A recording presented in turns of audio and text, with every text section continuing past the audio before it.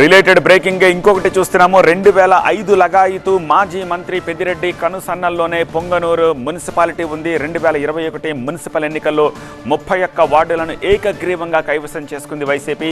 రాష్ట్రంలో టీడీపీ అధికారంలోకి రావడంతో వైసీపీని వేడుతున్నారు పలువురు కౌన్సిలర్లు.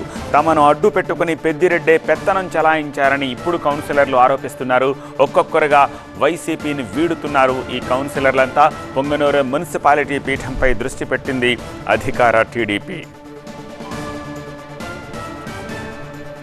పూర్తి సమాచారం మా ప్రతినిధి రాజు అందిస్తారు. రాజు, అంటే ఒకటి మాజీ మంత్రి పెద్దిరెడ్డి ఇలాకాలో అయితే వైసీపీకి షాక్ ఇచ్చినట్టుగా తెలుస్తోంది. పూర్తిగా మున్సిపాలిటీలో 31 మంది ఏకగ్రీవంగా గతంలో కౌన్సిలర్ గా ఎన్నికైన వైసీపీ నుంచి కైవసం చేసుకున్న పరిస్థితి. అయితే ఇప్పుడు ఒక్కసారిగా చంద్రబాబు కుప్పం టూర్ తర్వాత మరుసటి రోజే పొంగనూరు టీడీపీ ఇన్ఛార్జి చల్లా రామచంద్రారెడ్డితో వైసీపీ కౌన్సిలర్ భేటీ అయ్యారు. 2021లో జరిగిన మున్సిపల్ ఎన్నికల్లో 31 వార్డుల్లో ఏకగ్రీవంగా ఇక్కడ ఎన్నికలు జరిగాయి. వైసీపీ కైవసం చేసుకుంది. అయితే 2005 నుంచి కూడా మాజీ మంత్రి పెద్దిరెడ్డి కనుసన్నలోనే పొంగనూరు మున్సిపాలిటీ ఉంది.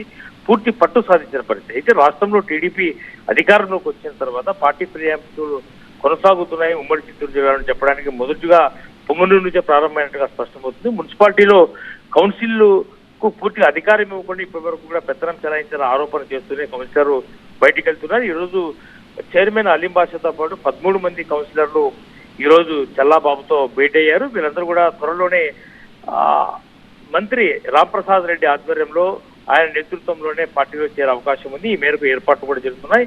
మరో 3 సాయంత్రం కూడా చల్లాబాబుతో భేటీ అవుతారు. పూర్తిగా కౌన్సిల్లో పట్టు సాధించాలంటే ఖచ్చితంగా 16 నుంచి 17 మంది కౌన్సిల్ సభ్యులు కావాలి. కాబట్టి ఆ మ్యాజిక్ ఫిగర్ కూడా రీచ్ అయ్యే అవకాశం ఉంది.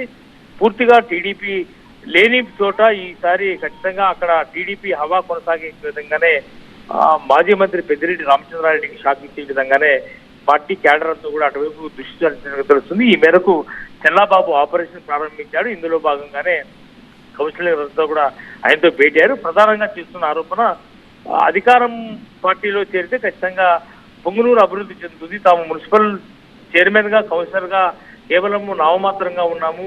అంతా కూడా పెత్తనం అంతా కూడా మంత్రి లేదా వైసీపీకి సంబంధించి కొంతమంది పెద్దల ఆధ్వర్యంలో జరిగింది. కాబట్టి ఇప్పుడు తాము మున్సిపాలిటీని అభివృద్ధి చేసుకోవాలంటే ఖచ్చితంగా చంద్రబాబు ఆధ్వర్యంలో అభివృద్ధి జరుగుతుందని విశ్వసిస్తున్నాం, నమ్ముతున్నాం. కాబట్టి ఆ పార్టీలో చేరేందుకు తాము సంసిద్ధమయ్యామని ప్రకటన చేశారు. మరి 2-3 రోజుల్లోనే పూర్తిగా కౌన్సిల్ కి సంబంధించినటువంటి మెజారిటీ కౌన్సిలర్లతో కూడా వైసీపీకి రాజీనామా చేసి టీడీపీలో చేరే అవకాశం ఉంది. ఈ మేరకు టీడీపీ పూర్తిగా మున్సిపాలిటీలో పట్టు సాధించే అవకాశం ఉందని ఈ ఘటన ద్వారా స్పష్టమవుతుంది. మరిన్ని మున్సిపాలిటీలో కూడా అంటే పొంగనూరులోనే ఈ రకంగా జరిగితే మరిన్ని మున్సిపాలిటీలో కూడా వలసలు కొనసాగే అవకాశం ఉందన్న విషయం అయితే స్పష్టమవుతుంది. రైట్ రాజు, అది పరిస్థితి. సో పొంగనూరులో సీన్ ఇప్పుడు మారుతోంది. మాజీ మంత్రి పెద్దిరెడ్డి రామచంద్రారెడ్డికి ప్రత్యర్థుల నుంచి సెగ తగులుతోంది. తాజాగా వైసీపీకే చెందిన మున్సిపల్ చైర్మన్తో పాటు పలువురు కౌన్సిలర్లు రాజీనామా చేశారు. రొంపిచెర్లలో పొంగనూరు టీడీపీ ఇన్ఛార్జ్ చల్లా రామచంద్రారెడ్డితోటి వైసీపీ కౌన్సిలర్లంతా భేటీ అయ్యారు. త్వరలోనే టీడీపీలో మున్సిపల్ చైర్మన్ సహా 13 మంది కౌన్సిలర్లు చేరతారని సమాచారం.